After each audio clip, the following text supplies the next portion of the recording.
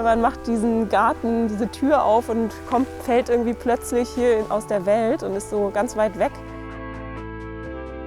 Also an sich gibt es quasi keine Hürde, du musst dich nicht anmelden, du kannst einfach da sein und das ist ein Ort zum Ausprobieren. Total egal, ob man zur Uni gehört oder nicht, also die Gruppe ist offen für alle, jeder kann einfach mit dazukommen.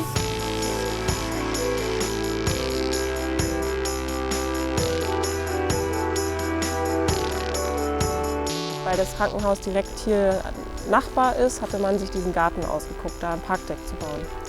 Und da hat sich doch in Eichstätt bemerkbar gemacht, dass das nicht gern gesehen wird. Es gab bemerkenswerten Bürgerwiderstand, es haben sich auch verschiedene Initiativen gegründet und da haben wir gesagt, hey, lass uns doch hier was Cooles machen, lass uns hier einen Gemeinschaftsgarten machen, der das auch sichtbar macht, der halt einen größeren Wert darstellt als ein Parkdeck.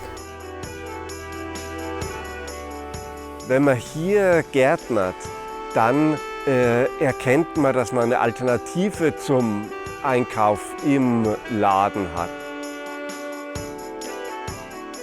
Und als es darum ging, für dieses Gartenprojekt Trägerschaft zu übernehmen, konnte ich den Verein für Nachhaltigkeit überzeugen. Wir haben den Förderantrag bewilligt bekommen und werden seitdem gefördert durch das Förderprogramm Nationale Klimaschutzinitiative.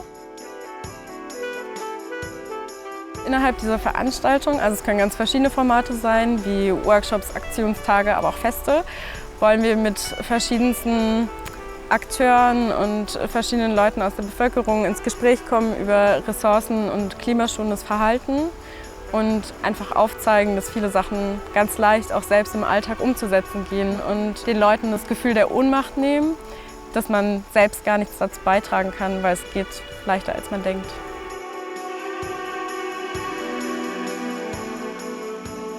Weil er so nah ist, ist er für uns wirklich wie so ein Lernraum, ein Lernort, eigentlich wie ein Seminarraum. Das Thema Nachhaltigkeit spielt an der KU eine große Rolle im Rahmen eines Nachhaltigkeitsgesamtkonzeptes, das für 10 Jahre formuliert wurde und dort Ziele festlegt. Ich finde, das studentische Engagement an der Uni ist schon sehr groß und ausgeprägt. Also wir haben allein im Bereich der Nachhaltigkeit bestimmt 10 Initiativen, die sehr, sehr aktiv auch sind.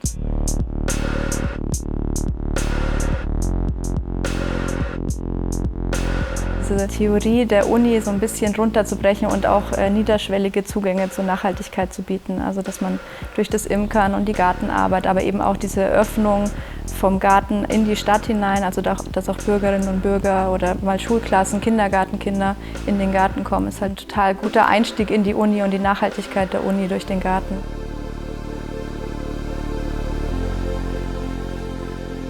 Es ist nicht nur der Austausch und das Miteinanderlernen und Voneinanderlernen, sondern auch einfach dieser soziale Aspekt, sich als Gruppe wahrzunehmen. Ich sehe wirklich Verbindung zwischen die Leute, dass sie in Eichstätt wohnen und Studenten. Es gibt eine Verbindung.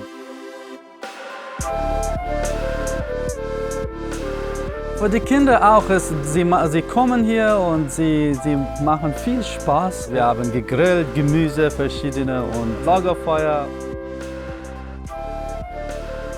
Nachhaltigkeit braucht, glaube ich, Ausdauer und die Einbindung von vielen Partnern. Wenn man sich vorher überlegt, dass alles schief gehen kann, dann macht man es eher nicht. Wir hatten hier keine Erlaubnis, wir haben es einfach gemacht, wir haben einfach angefangen und dann haben sich die Dinge ergeben.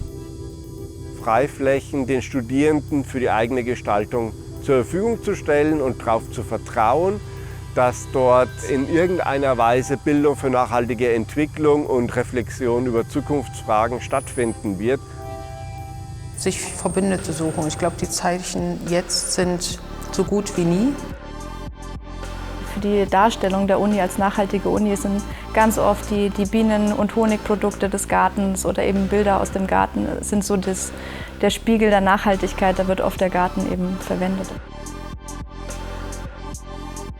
Also der Kapuzinergarten soll in 10 Jahren nicht nur das grüne Herz der Uni sein, sondern eben auch das grüne Herz von Eichstätt.